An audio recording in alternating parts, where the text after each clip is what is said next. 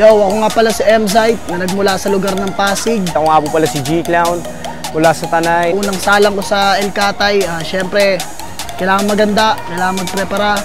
Pero hindi naman gaano, dahil gamay ko na yan, freestyle. Shit, malit na bagay. Maganda dahil naibabalik ulit yung dating format ng rap battle.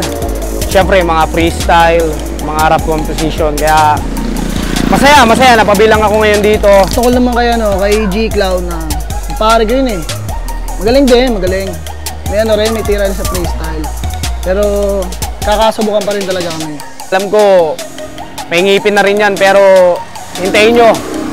Magkaagatan kami ngayong December 17. Batang sa kalye, natutong mangmama. Kapag umatake, sa ulo ang tama. Di kagaya ng letra mong si Baho nanganga. Ano masakit? Siguro ito na ulit yung tamang panahon para, alam mo na, pambasag, mangatay. Kaya M-Site, maganda ka na. Pauuwiin kita sa Pasig na nakaluhod. Tinalo na namin yun eh. Kakampi siya. Paano pa kaya pag mag-isa na lang? Kita-kits tayo ngayong December 17. El Catay 2. Tutus kami ni M-Site. Pero wala mo na kumpare. Halika na sa bahay, Katay. Halika na. Halika na. Halika na sa bahay, Katay.